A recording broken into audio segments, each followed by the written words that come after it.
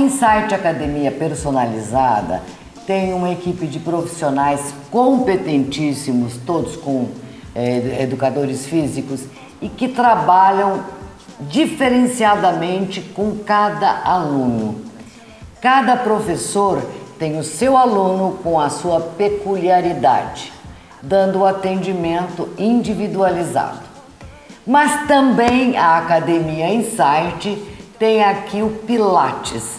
E o Pilates é por conta da Ana Paula, que me recebe aqui na Insight, com muita cortesia da parte dela, ela é muito agradável e ela é responsável pela correção. Pode falar correção de postura? Correção postural. Pode, né? Sim. Então tá bom. O Pilates virou moda? Sim, eu acho que já foi mais moda. Hoje o Pilates ele já está sendo visto como de uma outra maneira. As pessoas já estão vendo até mais como uma prevenção. É necessário. É necessário. Para você ter uma vida com qualidade. Isso. Viver bem, dormir bem. É importante ter um Pilates, que é uma atividade postural. Isso. Nós estamos sentados aqui numa maca, é isso? Esse é um aparelho que se chama Cadillac. Cadillac. Isso. Nunca pude imaginar que isso aqui ia chamar Cadillac. E o que a gente faz aqui nesse Cadillac? A gente faz exercício de alongamento, de fortalecimento, de amplitude articular e faz exercício para toda parte do corpo, desde braços, pernas, coluna, tudo pode ser feito. Todos os aparelhos, não tem um aparelho específico como na musculação para aquela musculatura. Pode ser feito vários tipos de exercício em um aparelho só. Tá. Quem tem, por exemplo, uma curvatura nas costas como eu tenho, que já vem lá de infância, entendeu? Dá para corrigir? Mas eu não tenho dor, mas dá para corrigir? Sim. O que acontece com o Pilates é o seguinte, ele não vai tirar o desvio da sua coluna. A gente vai corrigir a sua postura. Agora, uma pergunta. E aquela pessoa que ela começa a ter dor por causa da postura? Sim. O Pilates vai ser essencial. Ele vai ser essencial, só que até é uma coisa que a gente vai chegar, que eu vou passar para vocês daqui a pouco, que o Pilates ele não vai fazer milagre. Se eu fico aqui com você 1, 2 ou até 3 horas na semana, para eu lutar contra mais de 100 horas que tem na sua semana, você fazendo seus hábitos errados, incorretos, é uma guerra que eu vou perder. Por isso que a gente precisa levar o Pilates para o nosso dia a dia. Levar a nossa correção postural para o dia a dia, para a nossa noite, para tudo que a gente faz. Quem pode fazer o Pilates aqui na Insight? Só quem é aluno na Insight? Não, qualquer pessoa, mesmo que não seja matriculada aqui na academia, ele pode vir fazer o Pilates. Não precisa ser um aluno de personal. Então quem está nos assistindo agora que não faz atividade física aqui na academia e queira vir fazer o Pilates com você, basta ligar no 33240056, que é o telefone daqui, e marca um horário e vem. Faz uma aula experimental, que essa aula é grátis, é oferecida para o cliente para ele conhecer o meu trabalho. Me fala uma coisa, o Pilates é recomendado para o pessoal da terceira idade? Com certeza. Com certeza. O Pilates ele é recomendado para acima dos 12 anos, sem limite de idade. E quando a gente começa a corrigir essa postura, conforme você disse, até no dormir, até no sentar, até no trabalhar no computador, quando você corrige toda essa postura, a tua vida muda? Sim, a tua disposição muda? A qualidade de vida ela é outra, porque às vezes hoje até você não sente aquela dor, mas você sente um cansaço. O cansaço no final do dia, estou sentada na frente do computador o dia todo, os ombros com tensão, então me vem aquele cansaço no final do dia. O que pode vir a trazer mais para frente um problema que daí você vai sentir a dor. Ou até uma LER, alguma coisa. Por isso que a gente tem que aprender a nossa postura até durante o nosso trabalho, durante uma caminhada, durante o nosso sono, tudo que a gente faz. Quantas vezes por semana a gente deve fazer o Pilates? Olha, mínimo e máximo. Tá, o recomendado é que seja no mínimo 2 vezes. Se a pessoa quer fazer uma vez, sem problema. É melhor ela fazer uma vez para ela tentar criar uma consciência corporal, melhor do que ela não fazer nada. Mas eu sempre indico no mínimo 2 aulas. Mas o Pilates pode ser feito até todos os dias, sem problema. Você falou assim que a gente tem que aprender e apreender posturas para ter um cotidiano melhor. Isso. Isso você vai mostrar pra gente? Vou mostrar. Porque quem estiver assistindo, se estiver fazendo errado, vai aprender com você, Ana Paula. Isso aí, vamos ensinar o pessoal. Vamos ensinar? Vamos. Você tem alguém que possa demonstrar? Tem a Lu, que é a nossa personal aqui da academia, que apesar de ser personal, malhar, fazer tudo certinho lá na musculação, ela veio com hábitos incorretos para mim e a gente está trabalhando isso nela. Por mais que ela faça atividades físicas constantemente, ela tinha alguns hábitos incorretos que inclusive deu a ela um desvio na coluna. Verdade. Verdade. E ela é personal. Ela é personal. Nossa, educadora física. É bailarina. Mas tem jeito. Tem jeito ainda. Tem jeito? Tem conserto? Tem conserto. Então vamos ver como é que você vai trabalhar com a Lu. Vamos lá. Bom, já estamos aqui. Agora a Ana Paula vai mostrar primeiro como é que a Luciane dormia. Isso. Porque ela dormia, ela tinha uma postura errada para dormir. Totalmente. Então tá, como é que ela dormia? Vamos lá, Lu, você vai deitar aqui pra mim, daquele jeito bem feio que você fazia. Isso. O que a Lu tá fazendo aqui? Na verdade, ela tá fazendo uma torção toda errada com a coluna dela, ela tá provocando uma hiperlordose quando ela dorme, ela tá deitada em cima do braço, o joelho dela está apoiado numa posição que também é prejudicial, tá? E com isso, a Lu gerou aqui um desvio na coluna dela, uma vértebra rodada por causa dessa posição. Que, inclusive, eu encontro muitas pessoas, a maioria das pessoas que vêm até procurar o Pilates, dormindo mais ou menos dessa maneira. E na hora de levantar, também deveria levantar errado também. Totalmente, com certeza. Né? Já estava fazendo tudo errado, né? Tá? Bom, muita gente deve estar vendo agora essa postura da Luciane e deve estar fazendo a mesma postura para dormir. Tá se identificando. É. Isso. Agora eu vou querer que você mostre qual é a postura correta. Isso. Tá, vamos lá. Geralmente a gente vai usar 2 travesseiros, tá? A Lu já tá até se arrumando porque ela já aprendeu, ela já tá fazendo lá na casa dela certinho. Primeiro de tudo, vamos mostrar a perna. São as 2 pernas flexionadas, juntas, tá? E o travesseirinho vai lá no meio da perna, tá? Para proteger os 2 joelhos para eles não ficarem em atrito e para ela não fazer o giro do quadril, que quando ela tá sem o travesseiro, o quadril dela vai tender a girar lá para frente, tá? E aqui em cima, até para a gente proteger o braço, que é uma coisa que a gente usa muito hoje, é computador, movimentos pequenos com os nossos dedos, que pode vir a causar tendinite e uma série de problemas nos braços. Então a gente pede para que a pessoa tire o ombro e que ela deite mais em cima da escápula dela, para ela não causar aquela pressão em cima do braço. Então, pode quando até ela... adormecer. Geralmente as pessoas acordam com aquela sensação de braço com dormência. Isso. É porque ela está dormindo em cima do braço. Nisso vai faltar circulação, falta oxigênio, o braço dela não vai acordar descansado. E quando a gente dorme, eu sempre falo que a gente tem que descansar o nosso corpo. Não é só descansar a nossa mente. Todo o nosso corpo tem que estar em posição de descanso para ele aguentar a gente nas nossas atividades no outro dia. Quer dizer que esse travesseiro aqui é a maneira mais correta, de corrigir a postura na hora do sono. Isso para dormir de lado, porque daí o que eu vou mostrar para vocês é a maneira correta da gente dormir de barriga para cima, decúbito ventral, tá? Tá. Então tá, de lado. E agora? Quem dorme de barriga para cima? Isso. Aí a gente acha que dormir de barriga para cima é simplesmente deitar. E não é só isso, tá? Vamos lá, Lu. Deitar e roncar. Isso. Vira pra mim. O que acontece aqui? Quando a Lu estende as 2 pernas dela lá pra frente, pode ocorrer uma pressão na lombar dela, porque a lombar vai querer subir, tá? E o joelho dela também não vai estar numa posição que é agradável. O que a gente faz aqui?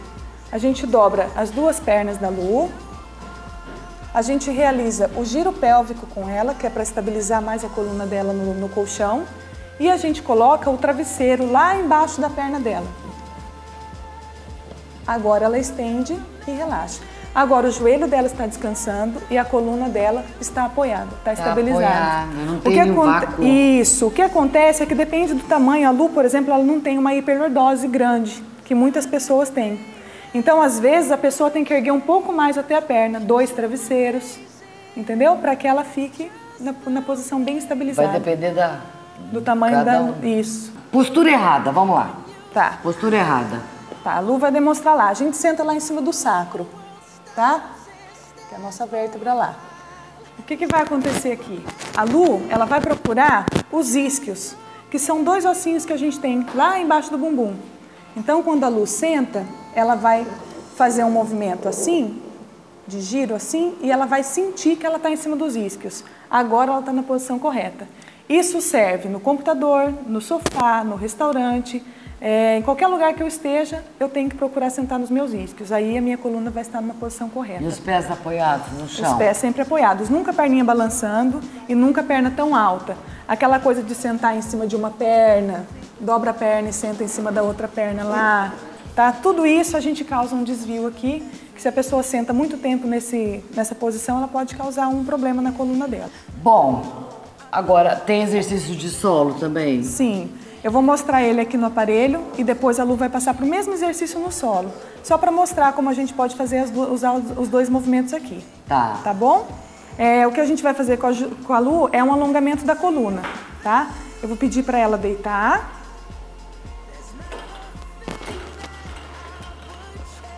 Só eu passar aqui. Como é que chama mesmo esse aparelho aqui? Esse é o Cadillac. Cadillac. Isso. O que Cadillac no meu tempo era um automóvel. O que a gente vai fazer aqui? Quando a gente pensa em alongamento, a gente sempre lembra de alongar as pernas, alongar os braços, alongar o pescoço. E a gente nunca pensa que a gente precisa alongar a nossa coluna.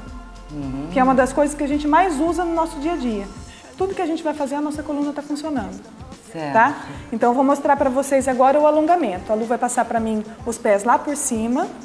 Vai segurar as 2 mãos aqui, escorrega um pouquinho, Lu. Aí.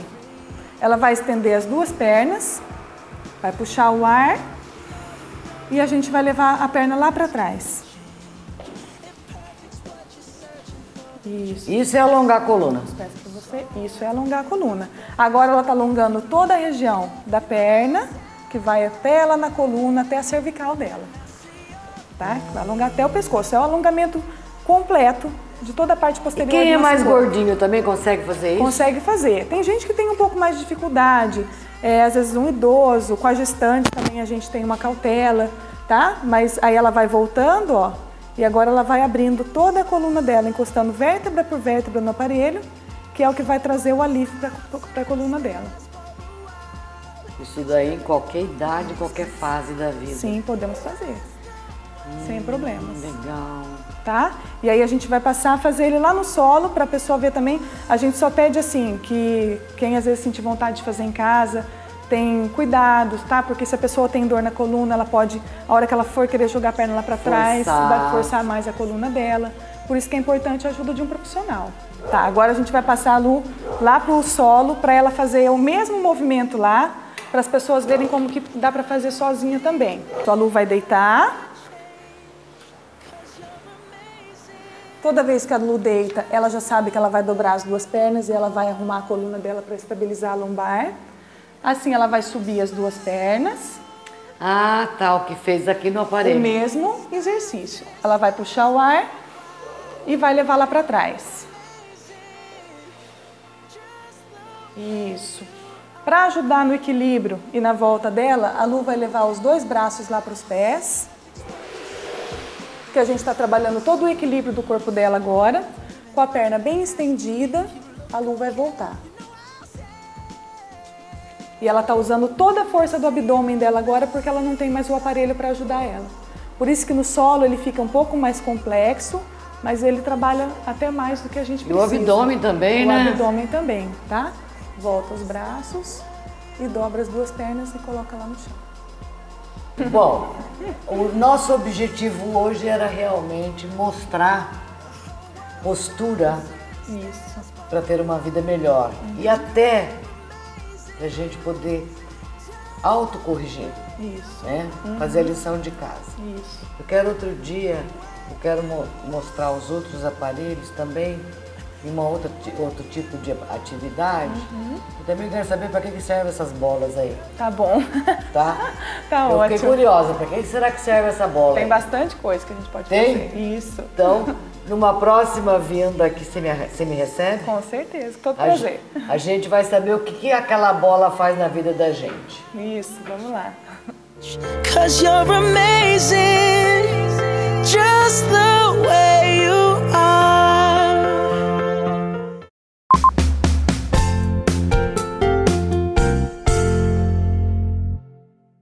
Quando é que se faz um transplante de córnea?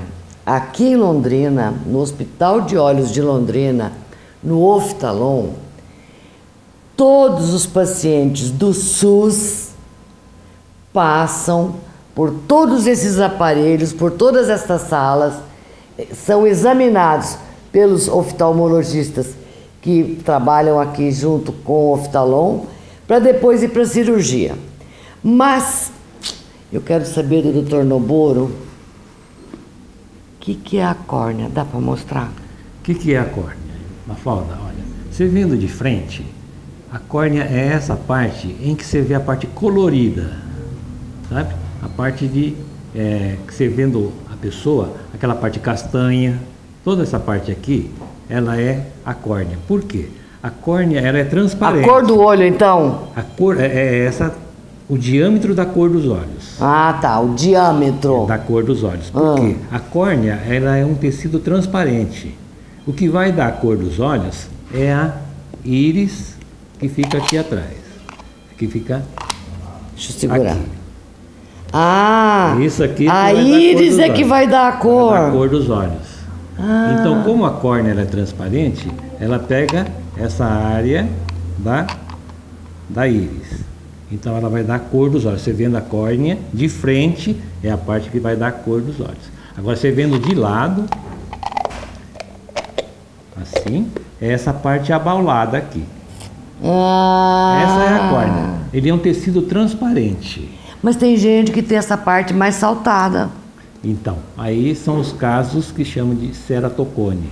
Essa córnea vai ficando pontuda. Uma forma de cone.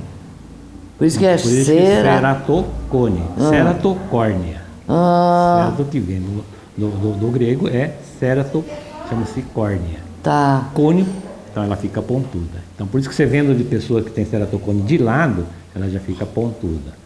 Já é uma indicação de transplante de córnea. Bom, e como é que a gente sabe que a córnea foi para os quiabos?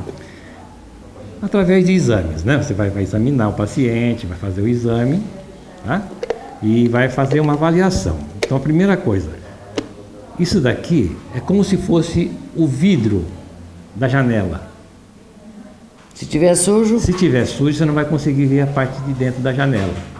Se ela tiver riscada, se ela tiver distorcida, se ela tiver inchada, você não vai conseguir ver a parte de dentro. E nem a parte de dentro não vai ter a imagem nítida. O que começa? Embaça, fica embaçado, fica como se tivesse uma neblina, né? Ou quando tem uma lesão, por exemplo, uma cicatriz, alguém machuca, corta, fica aquela cicatriz, uma mancha branca no olho, tá? Tudo acontece na córnea.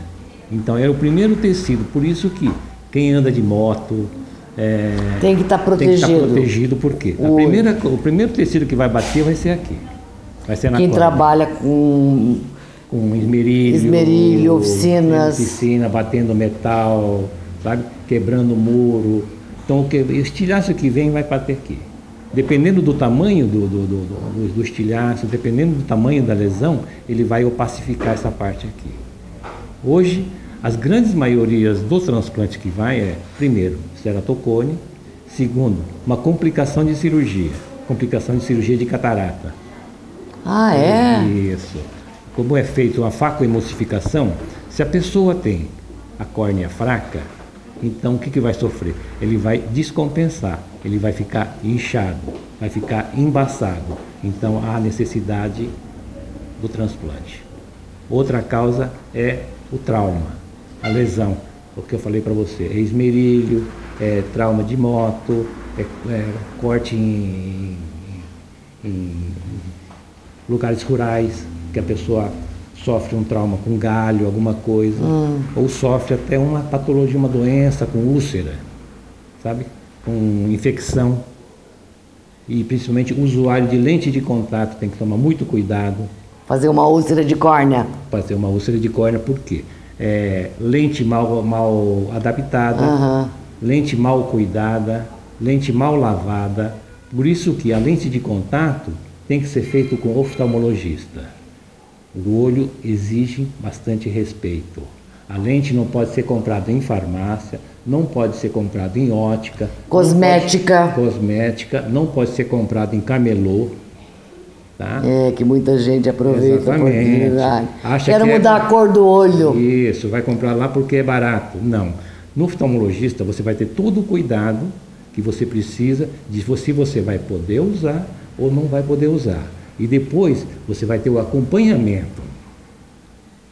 Todo esse cuidado é importante. Tá? Doutor Noboro, bom, tem a indicação do transplante de córnea. O indivíduo já não está enxergando mais quase nada, vai ter que fazer o transplante de córnea. Essa córnea tem que vir de um doador. Exatamente. Tá. Uma pessoa de 70 anos pode receber uma córnea de um jovem de 15? É ótimo, é ideal. Pode? Pode. Então não tem problema de tamanho. Não tem problema de tamanho, não tem tamanho de cor, não tem problema de consanguinidade. Porque como a córnea é um tecido avascular, quer dizer, não tem vasos, então a chance de rejeição é mínima. Certo. Existe rejeição, mas é mínima. É diferente do transplante de coração, de pulmão, que você precisa ter uma compatibilidade. Se não tiver compatibilidade, não se faz o transplante. Mas a córnea não. Você pode transplantar uma pessoa de 5 anos para uma pessoa de 10, para uma pessoa de 50, de homem para mulher, mulher para homem. Não tem predileção. Não tem predileção, não tem preconceito. E o preconceito ele não existe aqui no Oftalon, porque o paciente do SUS que chega aqui, ele vai ter todo o tratamento e todas as etapas para chegar na cirurgia como paciente de convênio particular. Não tem diferença nenhuma, porque a lista de transplante é única. É única. Em todo o estado a lista é única. Se você entrou, não importa se você tem convênio, se é particular, se é SUS. Fica na fila. Fica na fila. Chegou a sua vez, você vai ser chamado. E o importante, Mafalda, conseguimos zerar a fila de espera. Aqui? Aqui. No Oftalon? No Oftalon. Isso graças por exemplo, ao Centro de Transplante de Curitiba, que zerou em Curitiba, então as córneas que eram destinadas vinham para cá. E outra coisa muito importante é o Banco de Óleo de Londrina, que foi inaugurado recentemente, que deu aí uma ênfase maior para captar mais córnea, então conseguimos zerar. Hoje, se você esperar, colocar uma pessoa na lista de espera, ela espera de 15 a 20 dias no máximo. No máximo. Não é mais aquele não é mais período longo. 2, 3 anos de espera. Para você ter uma ideia, aqui no Oftalon, nós até agora, mês de julho, nós fizemos 123 transplantes. 123? 123 transplantes. Esse ano. Até agora? Até agora. Só nesse mês de junho, julho, nós fizemos aproximadamente umas 20 transplantes. Nossa. Quer dizer, a fila está andando, está sendo rápida, e isso é importante a população saber, Paciente. A população se conscientizar que é importante esse espírito de doação. Esse espírito de doação. A pessoa só vai perceber que isso é importante quando um membro da família necessita do órgão. Aí ele fala, por que ninguém doa? Agora nós perguntamos, você antes de precisar, você tinha esse espírito de doar? Amor, doação. Exatamente. Amar ao próximo como a ti mesmo. Exatamente. Né? Isso já é antigo. Doutor Noboro, bom, diagnosticado. Tem algum aparelho que passa o paciente? Porque estou vendo tanto aparelho aqui nessa sala. Isso. Tem esse aparelho aqui, que é um ceratômetro. Ceratômetro. Ele vai avaliar o estado da córnea. Tá. Ele vai ver como é que a córnea está, se ela está muito danificada, se ela está com a curvatura muito elevada, né? Então existem casos que o transplante não chega a ser uma necessidade. Muitas vezes o anel de Ferrara é o suficiente. Já é um transplante, é uma cirurgia menos agressiva que o transplante. Então esse aparelho chama-se ceratômetro. Ele vai avaliar a córnea. Ele faz... Esse aparelho aqui, como é que ele chama? Esse aqui é o microscópio especular. Microscópio Especular. Ele vê a última membrana da córnea, que chama-se endotélio. Como é que está a celularidade do endotélio. Se ela estiver muito baixa, é porque a córnea está prestes a sofrer um processo de edema, um processo de descompensação. Então isso já melhora bem o prognóstico de uma cirurgia. Doutor Noboro, me diga uma coisa, e pode acontecer de ter que fazer transplante nos 2 olhos? Existe. Principalmente pessoas que têm ceratocone. Ceratocone é aquela córnea em forma de cone. Aquela bicudinha aqui. Isso geralmente o que acontece? Nos 2 lados. Geralmente acontece em pessoas jovens. Está muito relacionado com o processo alérgico. Pessoas que coçam muito o olho, esfrega muito o olho. Olha lá, atenção, você aí, hein? Tá? Então isso acelera o processo da evolução do ceratocone. Então a pessoa que tem o ceratocone tem que evitar ao máximo de ficar esfregando os olhos, coçando os olhos. Tá? Ou pinga um colírio, ou faz uma compressa fria. Se tem problema alérgico, vai ao oftalmo. Vai no oftalmologista, vai no alergologista, tratar a sua rinite, a sua bronquite, porque como ele tem um fodo alérgico, se não tratar, se ficar só usando antialérgico, corticoide, além de não tratar, vai resolver só o problema no momento e vai trazer alguns efeitos colaterais do corticoide. Tá? Então, normalmente, tem crianças aí com 12, 13 anos que já vai para transplante. Verdade! Exatamente. Porque, então, como a pessoa não é informada, qualquer coisa ele vai e coça, e ele vai evoluindo. Evoluindo, chega a ponto dele descompensar. Descompensa, daí fica todo branco a córnea, que a gente chama de uma descompensação corneana, chama-se de hidrópis corneano. Então como se fosse estourar, sabe? E geralmente quem tem ceratocone, ele tem a córnea mais fina. Então essa parte mais fina vai ficando pontuda. É como você encher uma bexiga, você já aplicou uma bexiga d'água? Você apertou, a parte mais fina da bexiga forma um calombinho. Isso. Então, a parte mais fina da córnea, ela vai começar a sofrer por causa da pressão que vem de fora, de dentro para fora. Vai ficando bicudinha. Então, é uma coisa muito importante, pessoas que têm um fundo alérgico, sempre está sendo examinado também por um oftalmologista, não só pelo alergologista, né? Então é importante a pessoa ter essa consciência de não ficar esfregando o olho, coçando o olho. É até gostoso você coçar, mas se você der a primeira coçada, a seguinte vai ser mais frequente, porque a cada esfregaço que você der, ele vai liberar mais estamina e vai virar uma bola de neve. Então, doutor Noboro, feita a cirurgia, claro que vai ter um período de repouso, vai ter algumas coisas a executar, né? Mas o resultado é imediato. É imediato. A gente tira a parte ruim e coloca uma parte boa, uma córnea boa. E ele começa a ver o colorido, né? Exatamente. O que antes era só uma nuvem. Só uma nuvem, um nuviado, uma neblina. Um embaçado. Exatamente. Então daí, com o tempo, a gente depois vai tirando os pontos, né? E vai melhorando a curvatura da córnea, porque os pontos ele vai dando um astigmatismo. A córnea ele vai cicatrizando, conforme vai cicatrizando a gente vai tirando os pontos para que a córnea fique mais próximo possível de uma córnea normal. Nunca você vai conseguir fazer o que Deus faz. Mas mas aproxima-se. Tenta-se fazer o melhor possível. E outra coisa importante é aos doadores, porque a pessoa acha que doando a córnea, doando o olho, a pessoa vai ficar totalmente deformada.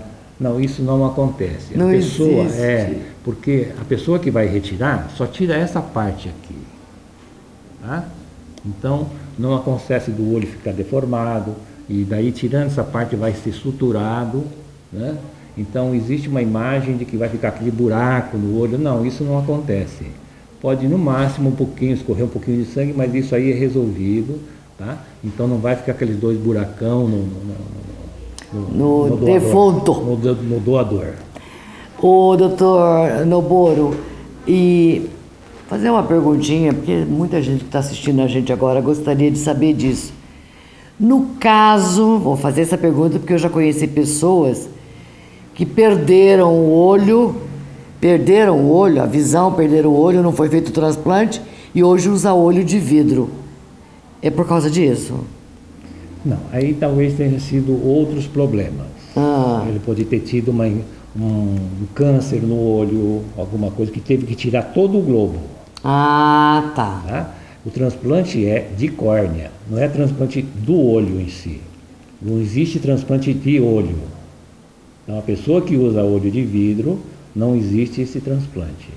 Não existe transplante do olho, do globo ocular num todo. Certo. É só a córnea, é só esse tecido que é transplantado.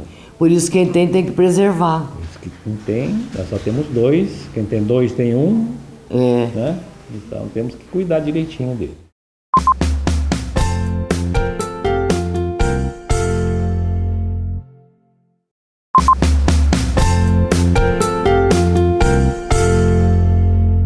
A informação é o melhor método de você prevenir doenças. E a informação hoje é com o Dr. Marison.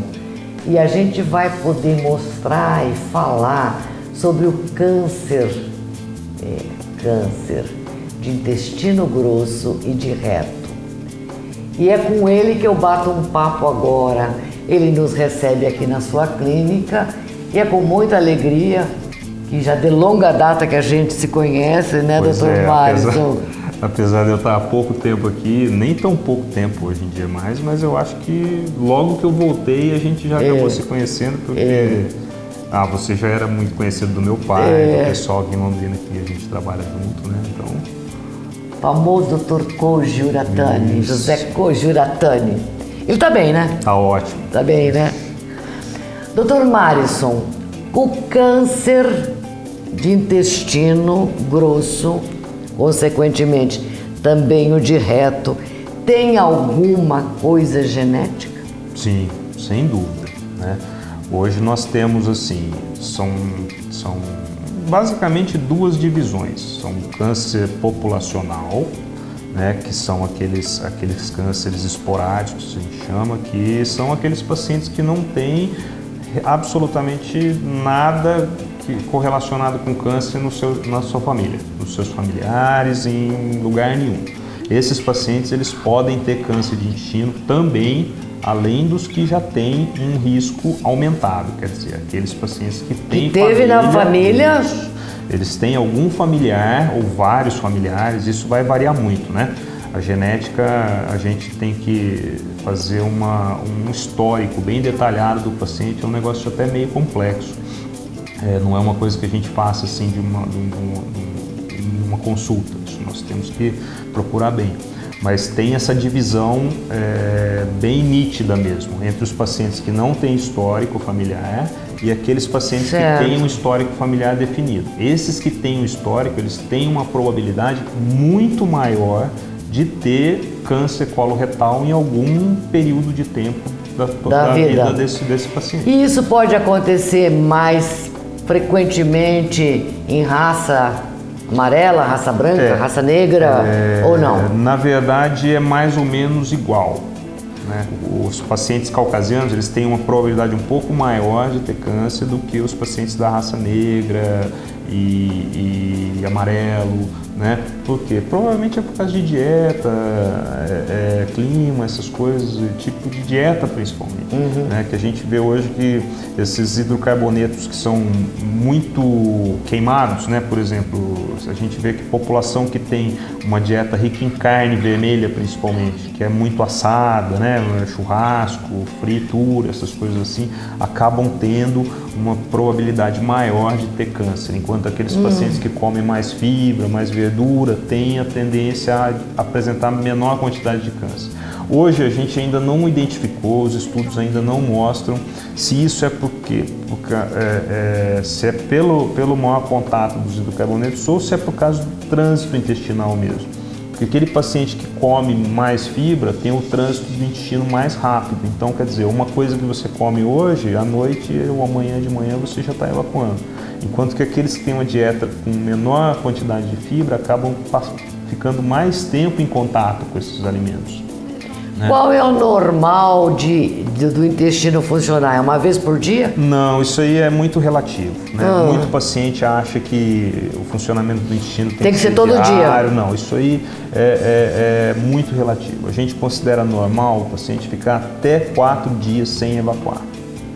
Até 4 dias a gente considera normal. Acima de 4 dias a gente considera que o paciente é obstipado.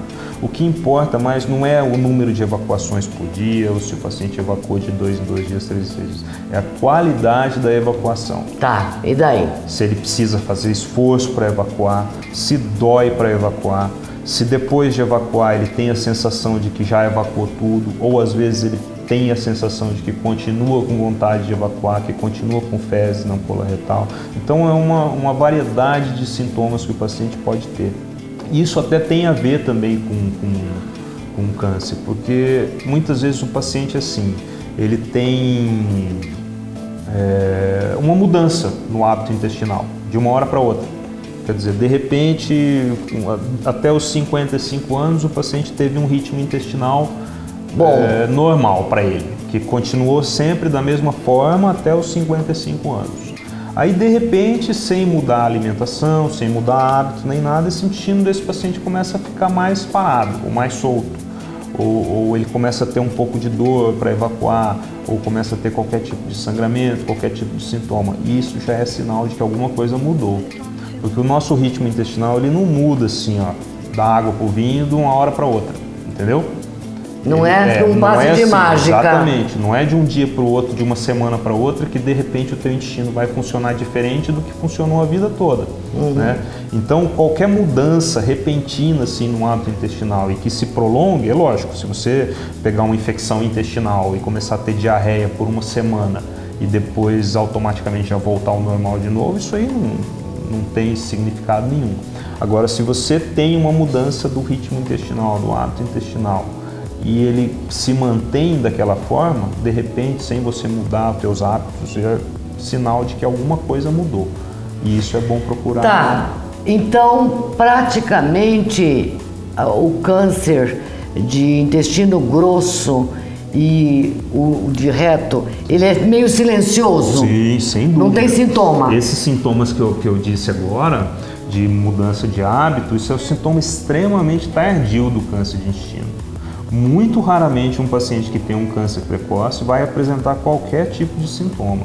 Hoje, os estudos mostram que a gente tem que fazer um esquema de prevenção, da mesma forma que é feito com câncer de mama na mulher, que toda mulher está careca de saber que tem que fazer exame de mama. O Papa Nicolau, exame de colo de útero, que toda mulher sabe que tem que fazer. O câncer de próstata no homem, que todo homem sabe que tem que fazer a partir dos 45 anos. Então hoje o câncer de cólon, ele entra também nesse esquema de prevenção. Aqueles pacientes com risco populacional, quer dizer, com risco baixo de câncer, que não tem parentes com doença, com neoplasia na família, esses pacientes têm que fazer uma colonoscopia com 50 anos. Tá? É dever. É dever. É a mesma coisa que a mulher tem que fazer o Papa Nicolau. Todos os pacientes têm que fazer uma colonoscopia com 50 anos. Para que isso? Para a gente procurar um negócio que chama pólipo. No intestino? No intestino. Esse pólipo é o seguinte, ele é uma lesão benigna e que 25% deles vão se transformar em câncer num período de 10 anos se a gente não retirar. Vamos mostrar? Vamos. Vamos mostrar. E outra coisa importante são o quê? Aqueles pacientes, né, que são os pacientes com alto risco, né, de ter formação de tumor, que são aqueles pacientes que têm síndromes, né, específicas e aqueles pacientes que têm história familiar de câncer. Então esse tem que fazer a colonoscopia mesmo. Esse tem que fazer a colonoscopia antes. Doutor Marisson, 40 anos. achou o pólipo, tira-se. Achou, tirou. Pólipo achado é pólipo retirado. Isso é a primeira coisa que a gente aprende. Não tem esse negócio de falar é desprezível. Não, a gente tem que retirar. Às vezes, eventualmente, a gente não consegue retirar, pode acontecer. Porque o cólon é um órgão que ele é cheio de curva. Né? Ele é cheio de curva e o aparelho ele só olha para frente. Então, o que acontece? Às vezes ele está num local que a gente não consegue posicionar, porque aqui a gente tem uma alça, né? Isso aqui é uma pinça que a gente coloca. Essa pinça, o que acontece é o seguinte, a gente vai e ela só vai aqui, ela não vira assim, entendeu? Ela só fica olhando para frente. Às vezes esse pólipo está aqui atrás, assim, ó, eu consigo ver ele com o aparelho. Só que eu não consigo retirar com a pinça, porque eu não consigo pegar esse pólipo com a pinça. Aí o que acontece? Às vezes, por mais que a gente mexa, a gente não consegue. Então o que acontece é que eu tenho que observar, a gente vai, faz esse exame, repete esse exame dali uns 3 a 6 meses, ou então a gente logo repete de novo um outro dia, porque o cólon muda a localização dele. Às vezes ele muda a localização e aí num próximo exame fica mais visível, fica mais fácil de ser retirado. Né? E nesse caso aí, é um pólipo? Isso aqui é um pólipo, nesse caso já tinha câncer aqui. Já tinha câncer? Já. Ó, então, ele vem aqui, ó, essa é a mucosa normal do intestino e esse pólipo tá aqui. Deixa eu ver se eu consigo mostrar. Isso aqui, ó, tá vendo? Isso aqui é um pólipo, tá? E ele já tá mesmo com uma cara degenerada, digamos assim, que a gente já imagina mesmo como é que ele fica, né? Então a gente põe uma alcinha aqui, ó, pega ele, dá uma enforcada nele. E aí a gente passa com eletrocautério. A gente queima com bisturi elétrico, ele queima essa basezinha e corta. Porque isso aqui não é toda a espessura do intestino. Ele é só a mucosa e submucosa, que ela fica assim, ó. Né? E a gente corta embaixo, então não perfura o intestino nem nada. É lógico que existe um risco pequeno, né? Mas é muito raro de acontecer. Viu? Aí é um pólipo. Aqui é um outro pólipo também, que no caso já tinha câncer também. Já tinha. E aqui depois de retirado, tá vendo? Fica queimadinho a base e aí ele como se fosse uma afta? É, mais ou menos, só que em vez de ser... Porque a afta ela é uma úlcera, mais ou menos, né? O pólipo não, ele é como se fosse uma verruguinha, assim, que nasce para cima do intestino. Deixa eu fazer uma pergunta, porque quem está nos assistindo poderia querer fazer a mesma. Não é necessário abrir abdômen, nada para fazer a retirada de pólipo? Não, de pólipo nunca. Nunca? Nunca. Pólipo, na pior das hipóteses, a gente vai acompanhar com biópsia, porque às vezes a gente identifica pólipos grandes assim, ó, que às vezes a gente não consegue, a gente sempre tira tudo, né? Às vezes tem pólipos maiores que a gente tem que tirar por partes, não dá para eu simplesmente alçar ele com a pinça e tirar totalmente. Então eu vou cortando ele assim, ó, com a pinça. Esses pólipos a gente tem que acompanhar, a gente tira, manda para biópsia. Se por acaso na biópsia vem como câncer, porque às vezes a gente pega pólipo e ele já tem câncer lá dentro. No meio do tecido benigno tem um foquinho de tecido maligno ali dentro. Aí nesse caso a gente tem que avaliar cada caso, porque existe um negócio que chama membrana basal, que fica entre a mucosa e a parede muscular do intestino grosso. A partir do momento que o câncer invadiu essa membrana basal, aí a gente já tem indicação para tirar o pedaço de intestino que estava aquele pólipo. Aconselhamento de Dr. Marisson. Fez 50 anos, homem e mulher. Não tem escolha. Não tem escolha. Colonoscopia. Não tem uma incidência maior na mulher ou no homem. É meio a meio. Então, fazer a colonoscopia que é o exame de eleição para diagnóstico do câncer e para prevenção do câncer, que é o principal. O principal é o câncer coloretal ser prevenido, porque teoricamente, acima de 50 anos, se todo mundo fizesse colonoscopia, nós teríamos a chance de evitar que todas as pessoas não tivessem câncer de intestino grosso depois dos 50 anos. Antes dos 50 é diferente, porque aí entra aquela faixa de risco. A faixa de risco maior, né? Mas depois dos 50 anos, todo o câncer de intestino vem do pólipo. E fazendo a colonoscopia, a gente consegue tirar esse pólipo e evitar que o paciente tenha câncer de intestino. Previna-se. Previne o paciente de ter câncer. É melhor até do que, por exemplo, o Papa Nicolau. O Papa Nicolau na mulher, você só consegue identificar se a mulher já tiver com câncer. Se tiver normal, tá normal. Ela vai voltar ano que vem para fazer o exame novamente. Se tiver câncer, vai dar câncer. Ela vai ter que fazer tratamento. Câncer de colo, não. Se tiver adenoma, eu tiro o adenoma, eu evito do paciente ter câncer. É um dos poucos cânceres que a gente consegue evitar do paciente ter. E para isso eu preciso fazer a colonoscopia.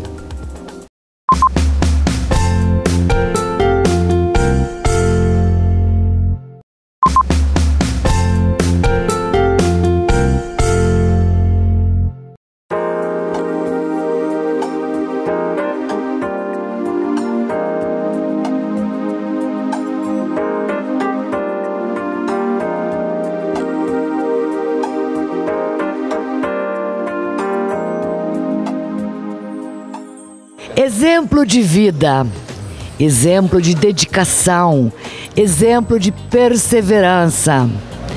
É o meu querido amigo Luiz Alves, artista plástico, há 1 ano apenas, ainda fazendo aulas com a professora Conceição Garcia Punhag no ateliê. E é com ele, nós estamos aqui numa exposição individual dele, aqui no Espaço Cultural La Francines, e a gente está boquiaberta. Eu estou boquiaberta com todas as telas, porque ele tem apenas 1 ano de aulas com a professora Conceição. Vamos falar um pouquinho da vida do Luiz. Primeiro de tudo, você fez administração de empresas, você trabalhou em banco muito tempo e até certo ponto você precisou tirar umas licenças médicas. Por quê? Bom, a licença médica ela começou devido a uma crise que eu tive de depressão e desencadeou uma síndrome do pânico. E então eu saí de licença médica no início por isso. Depois, em consequência desse estado emocional, desencadeou também o processo das lesões adquiridas durante o longo dos anos de trabalho de esforço repetitivo, que hoje chamamos de doenças do trabalho, né, que é LER e a DOT. Então, devido a isso que eu fiquei afastado do trabalho algum tempo antes de eu me aposentar. Bom, nesse ínterim você passa por tratamentos, por medicamentos, fisioterapia, uma série de atividades para recuperar-se. E nesse ínterim você se aposenta. Aí você se aposenta, perde o chão. Sim, a gente perde o chão, tudo some, né? Porque a gente está acostumado com aquela rotina, né? Com aquele comprometimento do dia a dia, horário para acordar, horário para ir trabalhar e depois o horário para ir para as atividades médicas, fisioterápicas e tal. E aí quando você se aposenta, você deixa de ter todos esses compromissos, né? Aí você tem que reestruturar a sua vida, reconstruir uma vida a partir daquele momento, da sua aposentadoria. Eu posso falar algo para você que eu acho que a pintura já estava latente dentro de você. Você descobriu por acaso? Porque só depois que você se aposentou? Não, na verdade eu sempre gostei de arte, né? E a pintura é uma das artes que eu mais apreciava. Toda vez que eu viajava para algum lugar que tinha um museu, que tem um museu, eu gosto de visitar e apreciar a arte, né? Então, isso já estava, acho que, latente em mim, mas eu ainda não sabia a dimensão disso, né? A partir da escolha para fazer aula de pintura, foi que eu descobri que realmente veio de encontro com aquilo que eu gostava desde quando eu era criança. Desabrochou. Sim, desabrochou. Isso aí veio a desabrochar. E eu tenho observado aqui nas suas telas, que não são todas que estão aqui, que você tem vários estilos. Isso é porque você ainda está fazendo aula, ainda você não chegou ainda naquele cume do que eu quero, é isso? Também. Isso é a razão desses vários estilos é decorrente de ainda eu estar fazendo as aulas, né? E eu preciso aprender vários estilos, né? Tanto impressionismo, expressionismo, modernismo. Assim, eu não estou fazendo um curso de história da arte, mas a gente tem que saber um pouco da história da arte para a gente saber aqueles estilos, né, dos grandes mestres da pintura e ver com o que mais a gente se identifica, até a gente ter um estilo próprio, né, da arte que você quer criar. Vamos falar um pouquinho de cada tela que está aqui. Aquela tela ali, você tentou retratar quem? Essa aí é uma tela, é uma reprodução de uma obra de Vassily Kandinsky, que é um expressionista abstrato. Ele trabalha com cores vivas e o expressionismo, o artista mostra na obra dele aquilo que ele quer expressar, o sentimento dele, sem se preocupar com os detalhes da realidade, né? Do real, daquilo que ele está pintando. Ele é mais abstrato. Por isso que ele é mais abstrato. E aquele lá, daquela moça com chapéu? Aquela moça com chapéu, aquilo lá é uma criação minha, né? Assim, eu quis passar assim, a amizade, né, que o cão, né, dizem que é o melhor amigo do homem, né, só que a recíproca não é verdadeira, né, porque o que tem de gente maltratando os animais por aí, né, então aquilo lá passa-se uma confiança, uma amizade entre o animal e o ser humano, né, e a mulher, claro, porque a mulher ela é mais sensível, a mulher ela tudo gira em torno da mulher, né, a mulher Agora, aquele daquela menina lá. Então, aquela menina lá é uma reprodução do Cândido Portinari, feito em 1943, quando ele pintou aquela menina, né? É a beleza negra. Ele pintava bastante a beleza negra. Eu gosto muito do Cândido Portinari como artista, né? Dos pintores, dos mestres da pintura brasileira, é que eu mais tenho admiração. Ele tem um estilo modernista, né? E com influência do cubismo, um pouco do surrealismo e do muralismo mexicano, que influenciou ele no trabalho dele. Então, aquela menina lá é uma homenagem que eu fiz a Cândido Portinari, o grande mestre da pintura brasileira. Tem Monet também.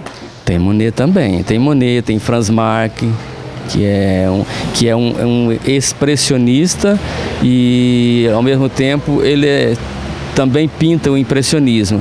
Aquela tela, por exemplo, lá das Mulheres na Colina, é uma obra do Franz Marc, pintado no estilo do impressionismo, mas a grande maioria das obras dele são estilo expressionista. Ele trabalha muito com o expressionismo, né? Então, eu gostei muito daquelas mulheres lá que dá uma dimensão, uma profundidade, passa uma paz, uma tranquilidade, como se elas estivessem descansando e confidenciando uma com uma outra, né? São duas amigas, né? Assim, na minha maneira de ver. Então, eu gosto muito daquela tela, muito bonita. E eu gosto muito da obra do Franz Marc. E tem Monet também, tem uma obra do Monet que eu fiz, que é aquela regatas em Argenteuil, que o Monet pintou em 1872, se não me falha a memória. Bem impressionismo. Eu gosto muito do Monet, eu me identifico muito com o impressionismo porque os impressionistas trabalham de uma forma assim com pinceladas soltas, sem a preocupação de dar forma, de contornos, porque eles trabalham com luz e movimento. E então eu acho que devido a isso as obras ficam muito vibrantes, me atrai muito, eu gosto muito do impressionismo. Luiz, depois que você começa a fazer as aulas no Ateliê da Conceição, a sua vida muda. E as dores agora, me conte. E a tua depressão E daí o teu pânico? Conte pra gente. Então, o pânico não existe mais, né? Graças a Deus o pânico se foi.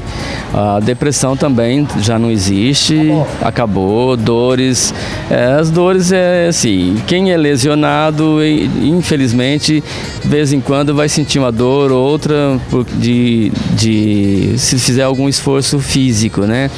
Mas no caso contrário, tudo desaparece. É porque depois que a gente, eu costumo dizer que depois que eu comecei a fazer aulas de pintura, a vida passou a ser mais prazerosa. Eu acho que é pelo fato da gente fazer aquilo que traz satisfação, né? Então a vida muda, de cinza passa a ser colorida, sabe? Eu acho que todas as pessoas deveriam fazer um pouco mais daquilo que dá satisfação, que dá prazer, e isso vai te refletir na tua qualidade de vida, sabe? Essas coisas. Quer mudar? Mude agora. Quer mudar, tem que mudar imediatamente. Você não tem que estabelecer prazo para mudança. Eu vou mudar a semana que vem, ou eu vou mudar o mês que vem. Não, mudança é a partir da ideia de que você quer mudar. É viver. A vida, a gente tem que viver cada momento, né? Fazendo as coisas que você gosta, que te traz satisfação e, consequentemente, isso aí vai refletir no seu dia a dia, né? Vai refletir em tudo que você faz, em tudo que você vive, na interação que você tem com as pessoas, nos seus relacionamentos. Você passa a ver a vida de uma outra maneira. O Luiz hoje é outro Luiz. Graças a Deus, sou outro Luiz. Posso dizer assim, antes e depois da pintura, né? Então, hoje eu sou uma outra pessoa. A vida é bela. A vida é maravilhosa, bela é pouco, é maravilhosa. Basta a gente observar, prestar um pouco mais atenção na vida, né? Que a vida ela é maravilhosa, é a gente que faz ela ser difícil ou fácil, depende do nosso ponto de vista.